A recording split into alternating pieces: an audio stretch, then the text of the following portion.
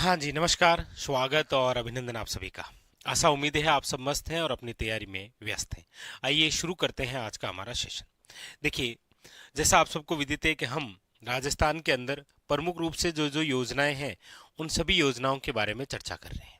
ठीक है, आज इसी प्रकार से कुछ ऐसी योजनाओं से संबंधित चर्चा करेंगे जो आपका आगामी एग्जामों के लिए बहुत ही इंपॉर्टेंट, बहुत ही महत्वपूर्ण है। आइए शुरू करते हैं। सबसे पहले हम आज जिस योजना के बारे में पढ़ने जा रहे हैं वो है आपके मंगला पशु बीमा योजना। क्या नाम है? मंगला पशु बीमा योजना। सबसे पहले तो नाम से ही पता लग रहा है कि हम जिस योजना के बारे में चर्चा कर रहे हैं ये योजना है पशुओं के बीमा से संबंधित। लेकिन क्या है इसकी पूरी जानकारी, आइए समझते हैं। सबसे पहले ये जो मंगला पशु बीमा योजना है इसकी शुरुआत कब हुई? तो मंगला पशु बीमा जो योजना है इसकी शुरुआत है आपके 13 दिसंबर 2024 को, यानी कि 13/12/24 को, 13 दिसंबर 2024 को। दूसरी इंपॉर्टेंट बात कि मंगला पशु जो बीमा योजना है इसका नोडल विभाग कौन सा है या नोडल एजेंसी कौन सी है? तो इसका जो नोडल विभाग है वो है आपके, याद रखिएगा, पशुपालन विभाग। कौन सा है? याद रखिएगा, पशुपालन विभाग। ठीक है। अगली बात कि ये क्या है, यानी मंगला पशु बीमा योजना क्या है? तो ये है कि पशुओं का बीमा करने का लक्ष्य, यानी कि पशुओं का क्या करना है? बीमा करना है। लेकिन कितने पशुओं का करना है, कौन कौन से पशुओं का करना है और इससे फायदा क्या है, आइए वो सारी जानकारी लेते हैं। तो सबसे पहली बात तो कंप्लीट हो गई कि मंगला पशु बीमा योजना जो है इसकी शुरुआत कब हुई। दूसरी बात, नोडल विभाग क्या है। और तीसरी बात कि ये क्या है, तो पशुओं के बीमा करने का लक्ष्य। अच्छा, कितने पशुओं का? तो याद रखिएगा 21 लाख पशुओं का। सबसे पहली बात, आजकल क्वेश्चन जब आते हैं तो इसी प्रकार से आते हैं कि मंगला पशु बीमा योजना के संदर्भ में कौन सा कथन असत्य है। तो सबसे पहली बात तो ये हुई कि टोटल इस योजना के तहत कितने पशुओं का? तो याद रखिएगा 21 लाख जो पशु है उनका क्या करना है? बीमा। अब इस 21 लाख में कौन कौन से पशु होंगे? तो देखो, 5 लाख गाय, 5 लाख भैंस, 5 लाख बकरी और 5 लाख क्या है? भेड़। यानी कि 5 लाख भेड़ हो गई, 5 लाख बकरी हो गई, 5 लाख भैंस हो गई और 5 लाख क्या हो गई? गाय। मतलब 20 लाख तो यही हो गई। 20 लाख तो आपके यही हो गई चार। कौन कौन सी? 5 लाख गाय हो गई, 5 लाख भैंस हो गई, 5 लाख आपके बकरी होगी और 5 लाख आई होगी भेड़। तो 5 5 5 और 5, 20 लाख ये हो गई। और 1 लाख ऊंट, यानी टोटल कितने हो गए? तो आप कहेंगे सर 21 लाख। इस योजना का ये तो लक्ष्य हुआ कि मंगला पशु बीमा योजना के तहत कुल 21 लाख पशुओं का बीमा करना है। और ये 21 लाख पशु होंगे कौन कौन से? तो 5 लाख गाय, 5 लाख भैंस, 5 लाख बकरी और 5 लाख आपके क्या है? भेड़। और इसके अलावा 1 लाख क्या है? ऊंट। तो यहां से भी क्वेश्चन बन सकता है कि मंगला पशु बीमा योजना के तहत कुल कितने पशु? 21 लाख, उसमें से कौन कौन से हैं? तो याद रखेंगे, गाय भैंस बकरी और भेड़ ये तो सब 5-5 लाख हो गए और 1 लाख जगह बेकाई है ऊंट। ये बात क्लियर हुई। अब होगा क्या इसके तहत? इसके तहत आप यदि बीमा करवाना चाहते हैं तो आप 2 दूधारू पशुओं के बीमा करा सकते हैं। कितने? 2 दूधारू पशु। 2 दूधारू पशु कौन कौन से? या तो एक गाय या फिर एक भैंस, या फिर दोनों गाय या फिर 2 भैंस। मतलब 2 ही दुधारू पशु ले सकते हैं आप। या तो एक गाय ले लेंगे या एक भैंस, इसका बीमा हो जाएगा। या फिर आप ऐसा कर सकते हैं 2 गायें का करा सको या फिर 2 भैंसें का करा सको। लेकिन केवल कितने? 2 ही दुधारू पशु होंगे जिसका आपके क्या होगा? निःशुल्क बीमा। अच्छा, इसके अलावा देखो, 10 बकरी का करा सकते हैं आप, या फिर 10 भेड़ का करा सकते हैं, या फिर एक ऊंट। पशुओं का क्या हो सकता है? निःशुल्क बीमा। और इन जब पशुओं का निःशुल्क बीमा होगा तो उसके बाद में क्या होगा? यदि इनमें से किसी भी पशु की, आपका जिसने मंगला पशु बीमा योजना के तहत जिस पशु का भी निःशुल्क बीमा करवाया है, यदि उसकी मृत्यु हो गई तो मृत्यु होने के 21 दिन में, 21 दिन के भीतर भीतर जो मृत पशु है उसका भुगतान होगा। सरकार आपको भुगतान देगी। वो कितने रुपए होंगे? यदि देखो, उसमें से यदि गाय, ऊंट और यदि भैंस, गाय, ऊंट और यदि भैंस है तो आपको भुगतान राशि मिलेगी 40,000 रुपए। यदि जिसकी मृत्यु हुई है वो यदि भेड़ या फिर बकरी है तो थानदेई 4,000 रुपया। समझ में आई कि आपने मंगला पशु बीमा योजना के तहत जिन पशुओं का भी निःशुल्क बीमा करवाया है, यदि उसकी मृत्यु हो गई तो सरकार द्वारा मृत्यु के 21 दिन के बाद भीतर भीतर 21 दिन के भीतर भीतर आपको ये राशि देगी। अब यदि गाय, ऊंट या भैंस की मृत्यु हुई है तो आपको 40,000 रुपये मिलेंगे, और यदि भेड़ या बकरी की मृत्यु हुई है तो आपको 4,000 रुपये। याद रखिएगा, ठीक है। तो ये आपके कौन सी योजना हुई? मंगला पशु बीमा योजना। देखिए आपके एग्जाम के लिए तो खास है ही, लेकिन आपा सब कहीं है कि ग्रामीण क्षेत्रों आवा तो यहाँ की योजना थाने अड़ोस पड़ोस रिश्तेदारों को भी बतानी है कि भाई थाके यदि 4-5 ढांडा ज्यादा है, जानवर ज्यादा है, तो मंगला पशु बीमा योजना के तहत आप क्या करवा लीजिए, निःशुल्क बीमा करवा लीजिए। यदि कोई घटना हो गई तो आपको उसकी राशि देगी सरकार, और वो भी मृत्यु के 21 दिन के अंदर अंदर। यानी जैसे आज मृत्यु हुई तो आगामी 21 दिनों के अंदर अंदर आपके खाते में क्या आ जाएगी, ये भुगतान राशि। कौन कौन से पशु है तो याद रखेंगे, गाय, भैंस, बकरी और कौन सा है, भेड़। इसके अलावा आपके सामने ऊंट। तो मेरे हिसाब से सारी बातें क्लियर हो गई कि मंगला पशु बीमा योजना की शुरुआत कब हुई, नोडल विभाग कौन सा है, ये योजना क्या है, इस योजना के तहत कुल कितने पशुओं का बीमा होगा, कौन कौन से पशु कितनी कितनी संख्या में होंगे, और इसके तहत कितने दुधारू पशु हो सकते हैं। इसके अलावा बकरी या भेड़ या फिर कितने ऊंट का आप निःशुल्क बीमा करा सकते हैं, और इसके तहत यदि कोई घटना हो गई तो आपको कितनी राशि मिलेगी। सारी बातें क्लियर। तो एग्जाम के लिए बहुत खास रहेगी आपके मंगला पशु बीमा योजना, ठीक है। चलिए आगे चलते हैं। अगली जो योजना है आपके सामने वो है गोपाल क्रेडिट कार्ड योजना। क्या नाम है, देखो नाम है गोपाल क्रेडिट कार्ड योजना। गोपाल क्रेडिट कार्ड योजना। गोपाल क्रेडिट जो कार्ड योजना है, इसका जो शुभारंभ है वो कब हुआ है आपके, तो वो हुआ है 28 अगस्त 2024 को। गोपाल क्रेडिट कार्ड योजना जिसका शुभारंभ हुआ है आपके 28 अगस्त 2024 को। अच्छा, इसकी नोडल एजेंसी या नोडल विभाग कौन सा है, तो वो है आपके सहकारिता विभाग। कौन सा विभाग है, सहकारिता विभाग। ये योजना क्या है, आप कहेंगे सर गोपाल क्रेडिट कार्ड जो योजना है मतलब जीसीसी, ये जो योजना है ये क्या है, तो आप कहेंगे सर इस योजना के तहत क्या होता है कि जो पशुपालक होते हैं, जो गोपालक होते हैं, मेन तो गोपालक पशुपालक जो होते हैं, उनको 1 लाख जो है वो ब्याज मुक्त ऋण दिया जाता है। यानी कि जो भी पशुपालक या गोपालक हैं उनको सरकार द्वारा गोपाल क्रेडिट कार्ड बनाकर इसी योजना के तहत 1 लाख रुपए दिया जाता है ब्याज मुक्त, फ्री गुंदे में। और ये भी आपको केवल समय अवधि कितनी है, देखो 1 साल के लिए। यानी कि यदि आपने गोपाल क्रेडिट कार्ड बनाया इसी योजना के तहत, आप पशुपालक या गोपालक हैं, तो सरकार आपको 1 साल के लिए 1 लाख रुपए देगी, और वो भी क्या, ब्याज मुक्त ऋण। यानी कि आपको 1 साल के बाद वापस भरना है। लेकिन सरकार क्या कर रही है, 1 लाख रुपए को ब्याज मुक्त ऋण दे रही। 1 लाख रुपए दे रही है, फ्री में नहीं दे रही है, लेकिन ब्याज मुक्त दे रही है केवल, कि ब्याज गुनले में सतांग को जो भी हुए 24,000 रुपया, 2 की मिति हुई, 1 की मिति जो भी हुए वो ब्याज गुनले में। तो गोपाल क्रेडिट कार्ड योजना क्या है, तो इसके तहत जो भी पशुपालक या गोपालक हैं उनको सरकार द्वारा ब्याज मुक्त 1 लाख रुपए दिए जाते हैं। कितने समय के लिए, 1 साल के लिए, ठीक है। इसके तहत सरकार जो है वो कितनी राशि खर्च करेगी, तो इसके लिए देखिए आपके सामने है 150 करोड़। इस कार्ड योजना के तहत सरकार कितनी राशि खर्च करेगी, 150 करोड़, ठीक है। और प्रथम चरण के अंदर क्या उद्देश्य, प्रथम चरण में है कि 5 लाख गोपालकों को इस योजना के तहत लाभ देना है। कितने, 5 लाख गोपालकों को ये ऋण दे दिया गया है प्रथम चरण में। तो ये है आपके कौन सी, गोपाल क्रेडिट कार्ड योजना। मेरे हिसाब से बात क्लियर हुई होगी।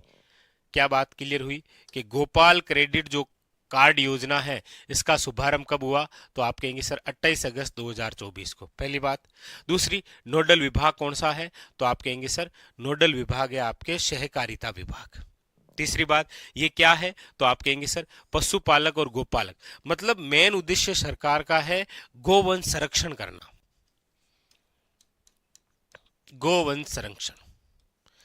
इसी के तहत सरकार द्वारा ये जो गोपालकों को है, ये क्या है कि चारे के लिए, अन्य सुविधा के लिए ब्याज मुक्त क्या देती है, 1 लाख रुपए 1 साल के लिए। थाने 1 साल में पाछा भरना है 1 लाख, ब्याज गुण भरना है, ठीक है। और इसके तहत 5 लाख गोपालकों को इस कार्ड से जोड़कर ये लाभ दे दिया गया है। और इसके लिए सरकार जो राशि खर्च करती है वो कितना है आपके 150 करोड़। बात क्लियर हुई। देखो ये तो हुई आपके बीमा से संबंधित। मंगला पशु बीमा योजना बहुत इंपॉर्टेंट योजना है एग्जाम के लिए भी, ऐसे भी। और जैसा कि मैंने आपको कहा कि ये आपके अड़ोसी पड़ोसी रिश्तेदार उनको भी बताएं कि ऐसी योजनाएं हैं। और आपका ये दायित्व बनता है कि आप पढ़े लिखे हैं तो उनको ये जानकारी जरूर दें कि इस प्रकार से आपके मंगला पशु बीमा योजना या फिर गोपाल क्रेडिट कार्ड योजना भी आरंभ है, ठीक है। आगे अगली एक और योजना है आपके सामने, वो है मुख्यमंत्री आयुष्मान जीवन रक्षक योजना।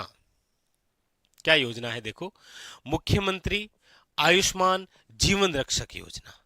इसकी जो शुरुआत है वो कब हुई? तो आप कहेंगे सर वो है आपके 22 अगस्त 2024। मुख्यमंत्री आयुष्मान जीवन रक्षक योजना, इसकी जो शुरुआत है वो हुई है आपके 22 अगस्त 2024 को। ये योजना क्या है? सबसे पहले तो वर्तमान में नाम है ये मुख्यमंत्री आयुष्मान जीवन रक्षक योजना। इसका जो पुराना नाम है वो हुआ करता है आपके मुख्यमंत्री चिरंजीवी जीवन रक्षक योजना। इसका जो पुराना नाम है वो क्या है?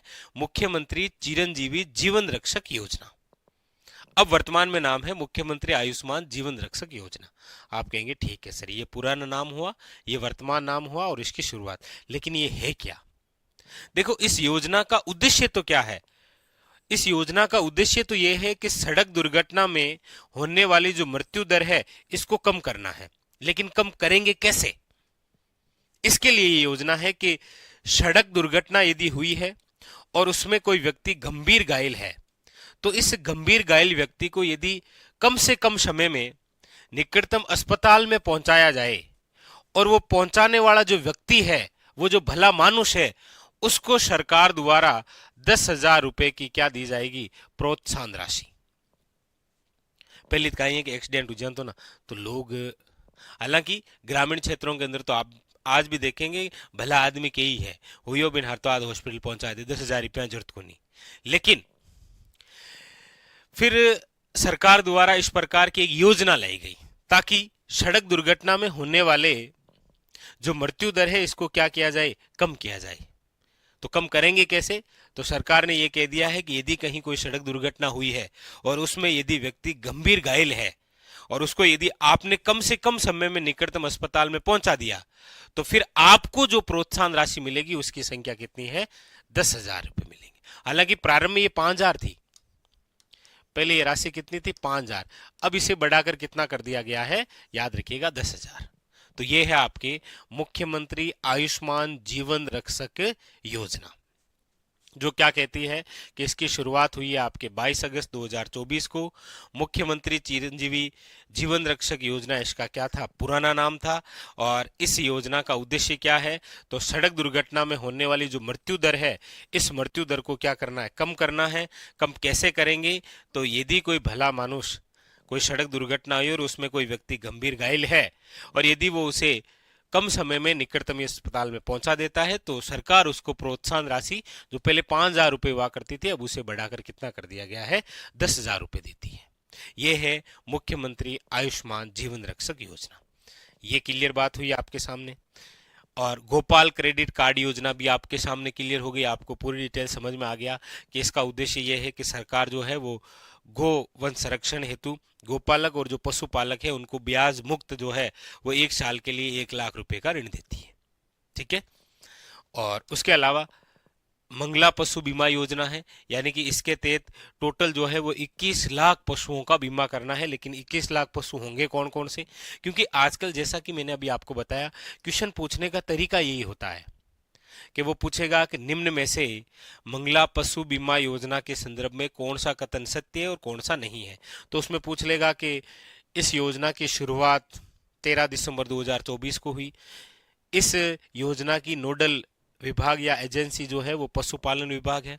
तीसरी लाइन दे देगा कि इसके तहत 20 लाख पशुओं का बीमा करना है। लेकिन आप देख रहे हैं कि आपके सामने जो है वो आपके 21 लाख। लेकिन मैं आपको बता दूं, यहाँ पर एक और भी बात विशेष थी। विशेष ये है कि बजट 2025 और 26 के अंदर इन पशुओं की संख्या बढ़ाने की बात हुई है, 21 लाख से कितने, 42 लाख। तो ये नवीनतम अपडेट है कि बजट 2025-26 के अंदर, ठीक है। जैसे हमने कल एक वो पढ़ी थी आपकी योजना, स्वामी विवेकानंद स्कॉलरशिप एकेडमिक योजना, तो उसमें जो आंकड़े थे कि 300 और 200, तो अब उससे क्या है कि अभी नवीनतम के तहत ये घोषणा हुई है कि अब जो विदेशों में या फिर अपने देश की संस्थाओं में पढ़ने वाले जो विद्यार्थी हैं उनकी संख्या बदली जाएगी, ठीक है। हाँ, तो वो पहले वाली लिखाया था मैंने आपको, 300 और 200 वाली बात, ठीक है। अब तो उसे आपको पता ही है। देखो यही तो थी आपकी, यानी जो योजना थी ना, कौन सी, स्वामी विवेकानंद एकेडमिक स्कॉलरशिप योजना। इस योजना के तहत क्या हुआ करता था, पूरी कहानी तो आपको बताई दी कल डिटेल।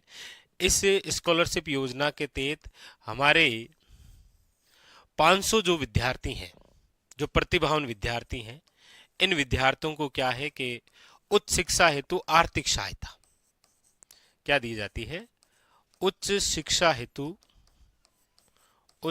हेतु आर्थिक सहायता।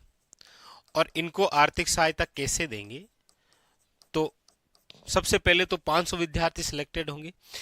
इनमें से 500 विद्यार्थियों में से क्या है कि 300 जो विद्यार्थी हैं वो तो विदेश की टॉप संस्थाओं में, और 200 जो विद्यार्थी हैं वो देश की टॉप संस्थाओं के अंदर अध्ययन करेंगे। तो सरकार द्वारा उनको क्या दी जाएगी, सरकार द्वारा उनको आर्थिक सहायता दी जाएगी। 300 जो है वो विदेशी संस्थाओं में पढ़ते थे, अब इनका जो आंकड़ा है वो हो जाएगा 150। 150 जो विद्यार्थी होंगे वो विदेशी संस्थाओं में, और बाकी देश की टॉप संस्थाओं में पढ़ने वालों की संख्या 350, ठीक है। इस प्रकार से ये नवीनतम अपडेट है। पहले ये था, अब ये बदल कर क्या हो जाएगा, ये आपके सामने, ठीक है। तो ये थोड़ा सा आप देख लेना वापस, ठीक है, क्योंकि वही है, पुराना नाम क्या था और नया नाम बदल दिया है, मतलब चर्चा में आ गई। फिर क्या बात है, ये है आपके स्वामी विवेकानंद एकेडमिक एक्सीलेंस स्कॉलरशिप योजना। यानी वर्तमान का जो नाम है वो तो है ये, क्या नाम है, स्वामी विवेकानंद एकेडमिक एक्सीलेंस स्कॉलरशिप योजना, वर्तमान का नाम है ये। लेकिन पुराना नाम क्या था, पुराना नाम था Rajiv Gandhi scholarship for academic excellence योजना।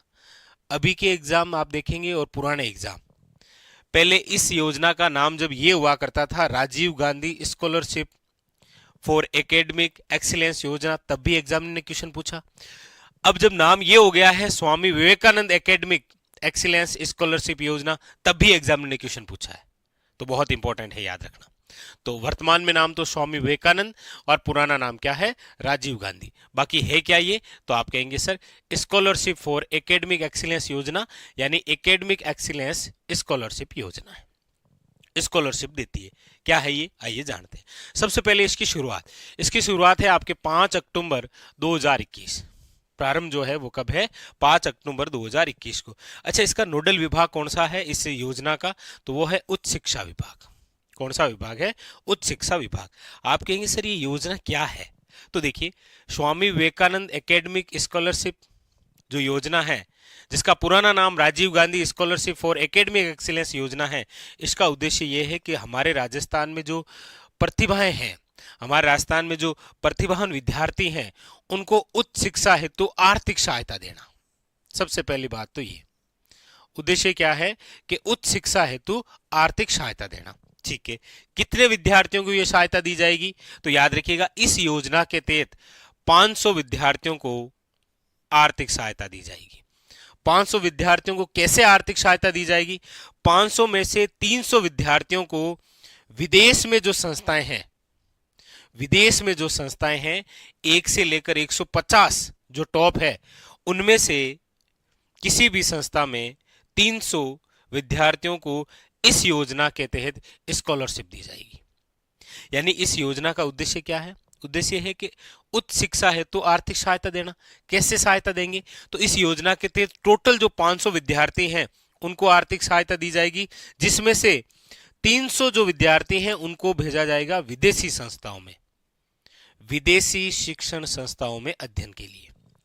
ठीक है। और 200 जो हैं उनको हमारे ही देश के अंदर जो टॉप की शिक्षण संस्थाएं हैं उनके अंदर भेजा जाएगा। तो ये हुए टोटल कितने? 500 विद्यार्थी। प्रारंभ के अंदर जब ये योजना शुरू हुई थी ना, तो 500 विद्यार्थियों को विदेशी शिक्षण संस्थाएं, लेकिन इस बार 500 विद्यार्थियों में से 300 विदेशी और 200 याद रखिएगा देश की ही टॉप संस्थाओं में अध्ययन के लिए। इसके लिए आपको क्या मिलेगी? स्कॉलरशिप योजना। इसमें याद रखना कि 30% जो सीट है वो महिलाओं के लिए है, अनिवार्य। 30% जो है वो किसके लिए है? महिलाओं के लिए। और इसमें याद रखिएगा आयु सीमा जो है वो याद रखिएगा आपके 35 वर्ष से क्या होनी चाहिए? कम होनी चाहिए, इससे ज्यादा नहीं होनी चाहिए। ये दे रखा है कि 35 वर्ष से क्या हो? कम हो। तो ये है आपके स्वामी विवेकानंद एकेडमिक एक्सीलेंस स्कॉलरशिप योजना। इंपॉर्टेंट क्या क्वेश्चन बनेंगे? पुराना नाम, नोडल विभाग और विद्यार्थियों की संख्या। और इसमें यह याद रखिएगा 300 + 200, 300 विदेश और 200 देश की टॉप संस्थाओं में। क्लियर है? तो Swami Vivekananda academic excellence scholarship योजना, जिसका पुराना नाम था Rajiv Gandhi scholarship for academic excellence योजना। कंप्लीट। आगे अगली जो बात है वो है आपके मुख्यमंत्री निःशुल्क यूनिफॉर्म वितरण योजना। लीजिए, मुख्यमंत्री निःशुल्क यूनिफॉर्म वितरण योजना। पिछली जो सरकार थी उन्होंने इस योजना की जो शुरुआत है वो कब की थी? 29 नवंबर 2022। एक बात ध्यान दीजिए, देखिए 29 नवंबर 2022 है और यहां पर भी ध्यान दीजिए 29 नवंबर 2022 है। यानी पिछली सरकार जो थी उन्होंने बाल गोपाल योजना और ये जो मुख्यमंत्री निःशुल्क यूनिफॉर्म योजना है ये दोनों एक साथ ही शुरू की थी। मुख्यमंत्री निःशुल्क यूनिफॉर्म वितरण योजना, इसकी शुरुआत जो है वो 29 नवंबर 2022 को हुई। ये योजना क्या है? तो नाम से पता लग रहा है निःशुल्क यूनिफॉर्म, लेकिन किसको, कहां तक? तो देखिए ये योजना क्या है? ये योजना ये है कि राजकीय जो विद्यालय हैं, सरकारी जो विद्यालय हैं, उसमें जो अध्ययनरत विद्यार्थी हैं कक्षा 1 से लेकर 8वीं तक,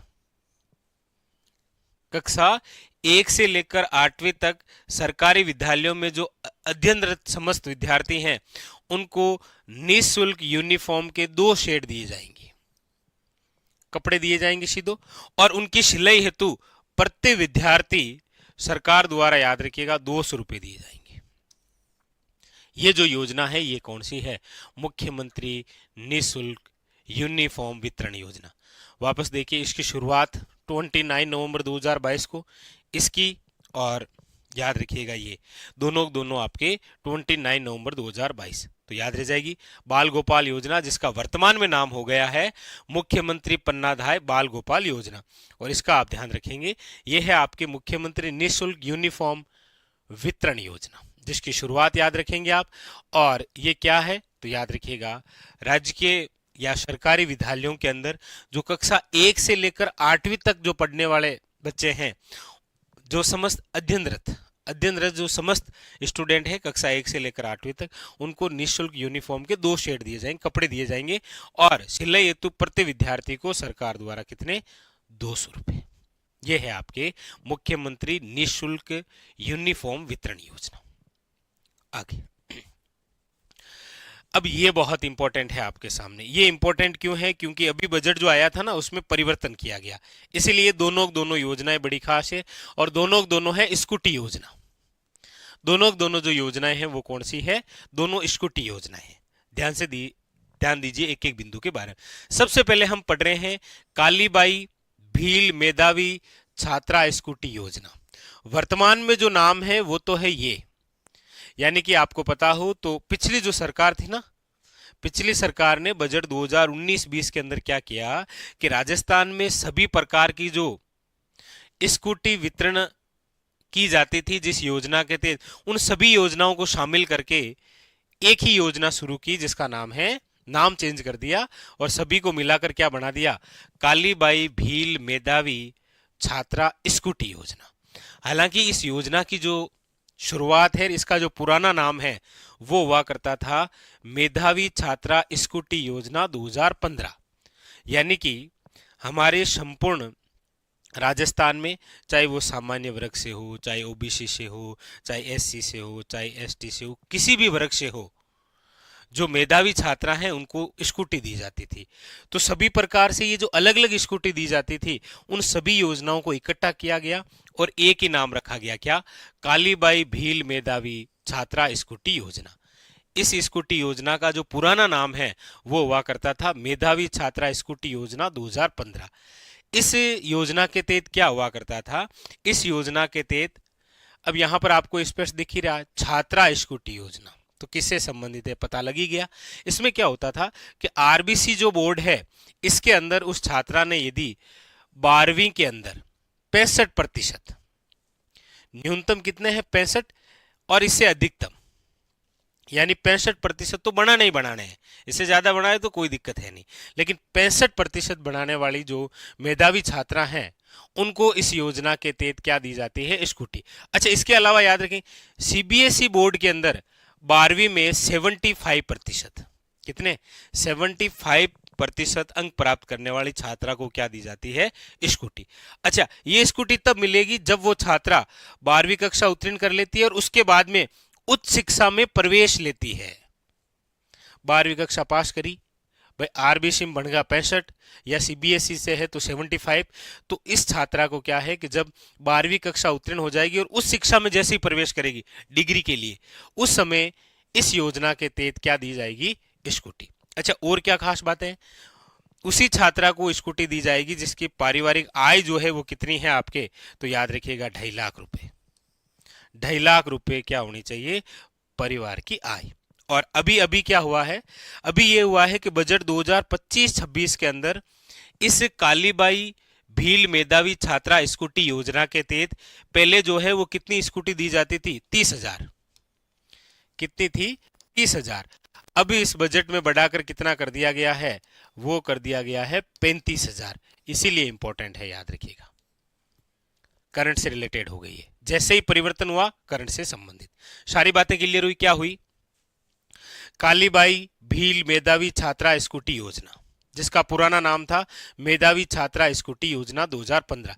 ये स्कूटी किसे मिला करती है, वे छात्रा जिन्होंने आरबीसी के अंदर 12वीं कक्षा में 65 और सीबीएसई के अंदर 12वीं कक्षा में 75, इन दोनों में से जो भी किया हो, चाहे आरबीसी बोर्ड हो चाहे सीबीएसई बोर्ड, उस छात्रा को जिसके पारिवारिक आय जो है वो कितनी है, 2.5 लाख रुपए, और वो जैसे ही 12वीं कक्षा उत्तीर्ण करके उच्च शिक्षा में प्रवेश करेगी अब डिग्री के लिए, उनको ये जो स्कूटी है ये वितरित होगी। अब इसकी आय भी, मतलब स्कूटी को जी संख्या है वो भी बढ़ा दी। अभी बजट 2025-26 आया तो इससे पहले क्या है कि इस योजना के तहत 30,000 स्कूटी जो है वो दी जाती थी, अब स्कूटी की संख्या बढ़ाकर कितनी कर दी गई है, 35,000 स्कूटी। आप कहेंगे सर ये जो योजना है ये कौन से वर्ग के लिए है, तो ये राजस्थान में सभी वर्ग से संबंधित है, चाहे सामान्य हो, चाहे ओबीसी हो, चाहे एससी हो, चाहे एसटी हो, सभी से संबंधित है ये, ठीक है।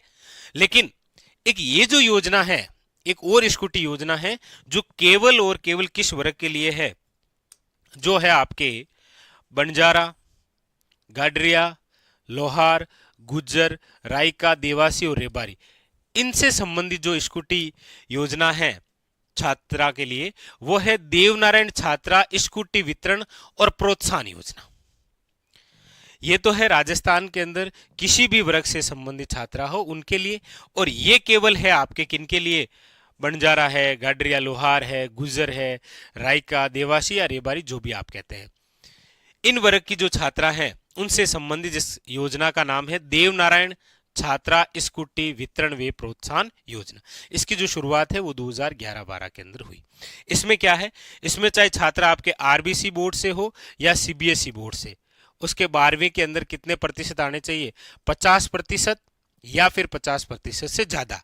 तो उनको क्या है कि 12वीं कक्षा जैसे उत्तीर्ण करेंगे और स्नातक हेतु प्रवेश करेंगे, यानी उच्च शिक्षा के लिए जाएंगे, जैसे डिग्री के लिए प्रवेश करेंगे, तो उस छात्रा को क्या मिलेगी, स्कूटी।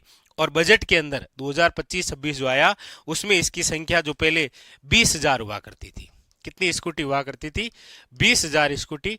इसको बढ़ाकर कितना कर दिया गया है आपके, तो याद रखिएगा वो कर दिया गया है 30,000। याद रखिएगा पहले ये कितनी थी? ये 30 थी, तो इसे बढ़ाकर कर दिया गया है 35। याद रखिएगा, इंपॉर्टेंट, वेरी वेरी इंपॉर्टेंट, याद रखेंगे। ठीक है।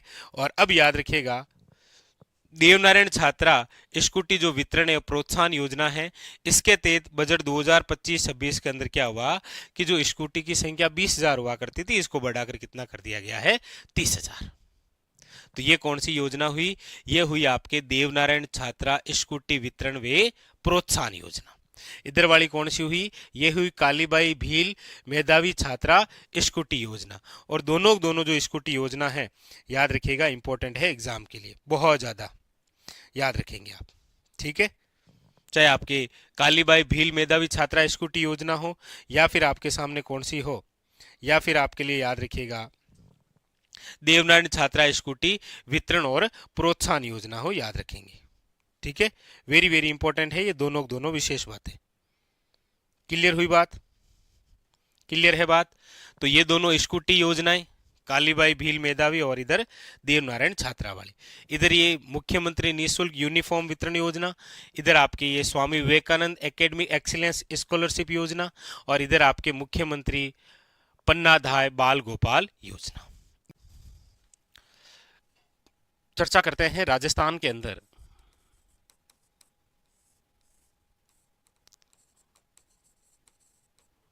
प्रमुख स्थल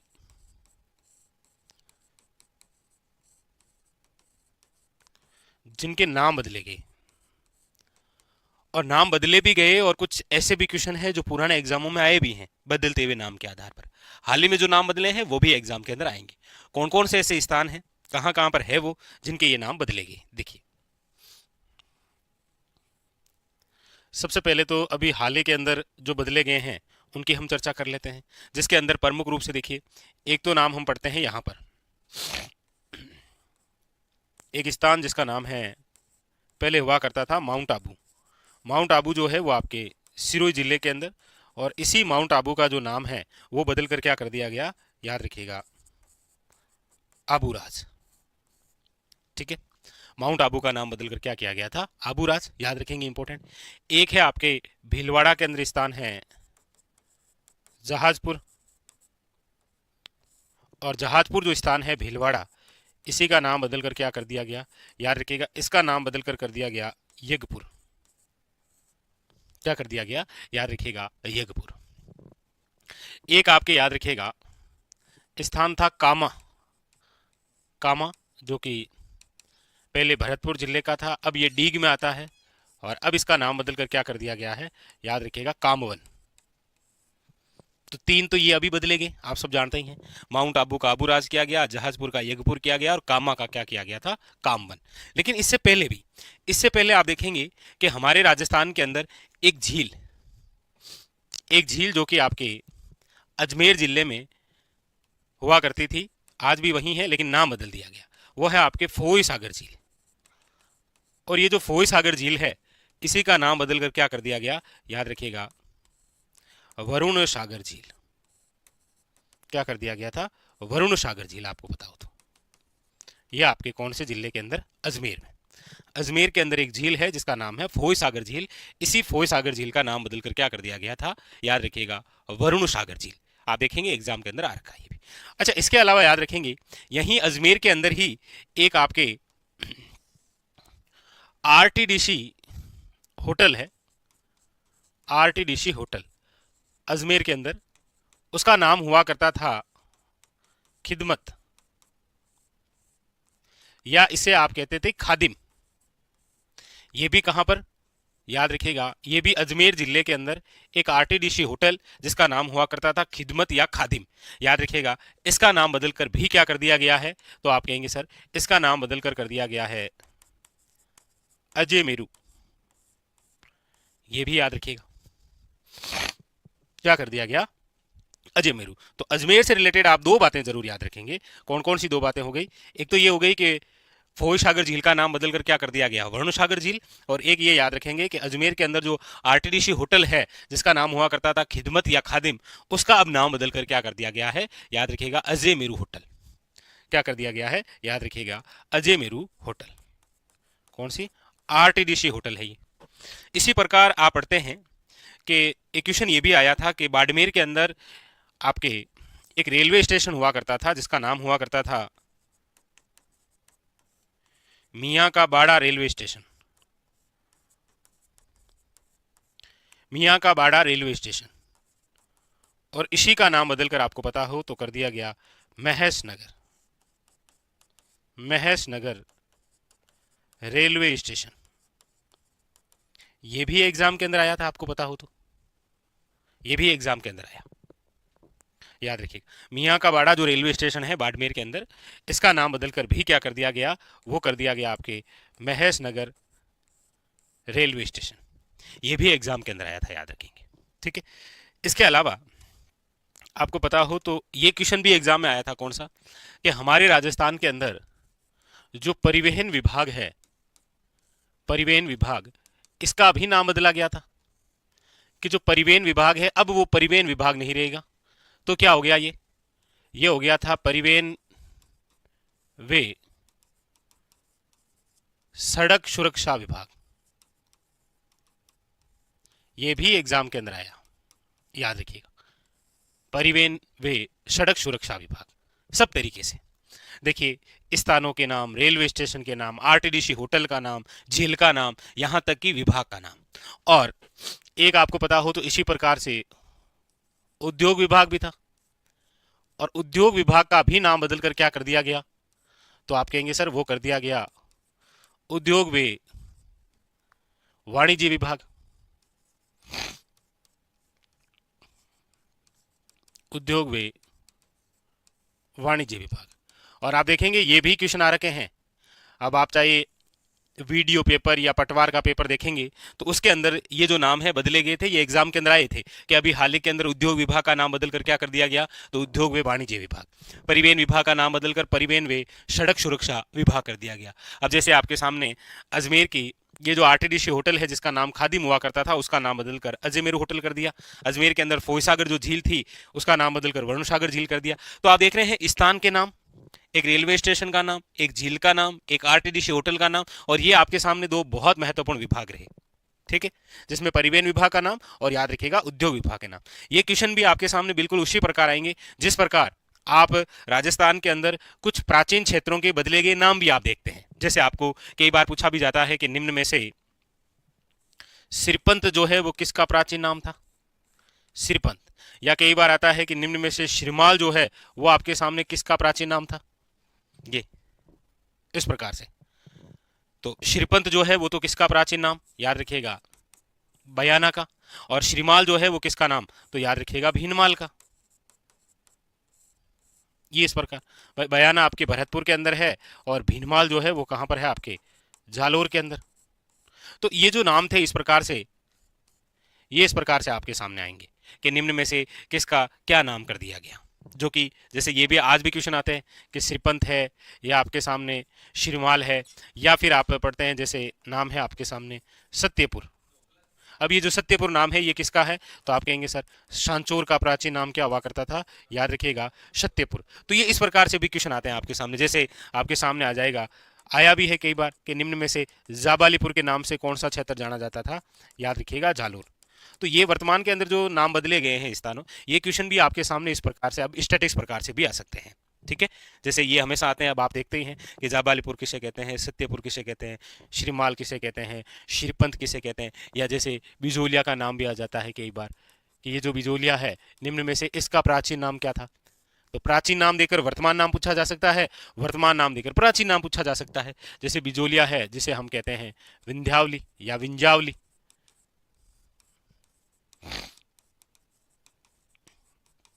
इस प्रकार से भी जाना जाता है इसे, याद रखेंगे। ठीक है, अच्छा ये तो बात हुई केवल आज इस बिंदु के अंदर कि राजस्थान के अंदर जो प्रमुख रूप से स्थल हैं अभी उनके जो नाम बदले गए हैं। बाकी आप देखेंगे राजस्थान के अंदर जितने प्रकार की भी योजनाएं हैं, जितने प्रकार के भी कोई कार्यक्रम है, कोई प्रोजेक्ट है, उनके भी नाम बदले गए। हालांकि बिल्कुल सही है, आप सब जानते हैं कि एक नवगठित जिला है जिसका नाम आप पढ़ते हैं खेरतल तिजारा। क्या नाम है? खेरतल तिजारा। तो अभी तक जो जितनी भी रिपोर्ट आ रही है उसके अंदर अभी तक क्या है, खेरतल तिजारा का नाम खेरतल तिजारा ही आ रहा है। अभी तक ये नाम बढ़ा नहीं है इसका। कौन सा? जैसा कि आपने भी पढ़ा है, चर्चा में भी रहा था कि खेरतल तिजारा जो है इसका नाम बदलकर क्या किया जाएगा, वो किया जाएगा आपके भरथरी नगर। लेकिन अभी जैसे आपके पंच गौरव की जो लिस्ट आई थी हाल ही के अंदर, उसमें अभी तक नाम खेरतल तिजारा ही आया, भरथरी नगर आया नहीं। अब जैसे खेरतल तिजारा का नाम, जैसे आप देखेंगे डीडवाना कुछामण का नाम भी बदला जा सकता है भाई। जैसे दो दो स्थानों के नाम है, जैसे खेरतल तिजारा तो भरथरी नगर हो गया। इस प्रकार से काफी सारे जो स्थान हैं उनके नाम बदले जा सकते हैं। आपको बस थोड़ा सा याद रखना है, क्योंकि एग्जाम के अंदर आते हैं हमारे सामने। जैसे ये एग्जाम्पल रहा, अब उद्योग का ये नाम बदल कर किया गया, उद्योग विभाग का ये पूछा गया, परिवहन विभाग का नाम बदल कर ये पूछा गया। आप देख लेना, ये आपके मियाँ का बाड़ा जो रेलवे स्टेशन है, ये भी किसी एग्जाम के अंदर आया था, इसका नाम बदल कर क्या किया गया। और फायसागर झील का नाम भी याद रखेंगे, ये तो अभी हाल ही के अंदर आया। अब इसके अलावा ये जो तीन नाम बदले हैं, ये भी आपके आगामी एग्जाम के लिए क्वेश्चन बन सकते हैं। ठीक है, तो ये थोड़े स्थान चर्चा के अंदर हैं, तो स्टैटिक्स के हिसाब से ये भी आप थोड़ा थोड़ा ध्यान रखें। ठीक है, तो ये बिंदु है आपके सामने राजस्थान के अंदर प्रमुख ऐसे स्थल जिनके अभी हाल ही के अंदर नाम बदले गए। आपको ये याद रखना है कि जिनके नाम बदले गए वो स्थान कहां पर है और वर्तमान में क्या नाम हो। ठीक है, इस प्रकार से, जिसके अंदर प्रमुख रूप से आप थोड़ा सा माउंट आबू, ये जहाजपुर, क्योंकि इस प्रकार के क्वेश्चन बन सकते हैं कि जहाजपुर जो है वो कहां पर है, या फिर कामा कहां पर है, या फिर उसके अलावा जो माउंट आबू है ये स्थान विशेष। ठीक है, तो स्टार लगा लीजिए, आगामी एग्जाम के अंदर क्वेश्चन बन सकता है। अब आप स्क्रीनशॉट ले लीजिए।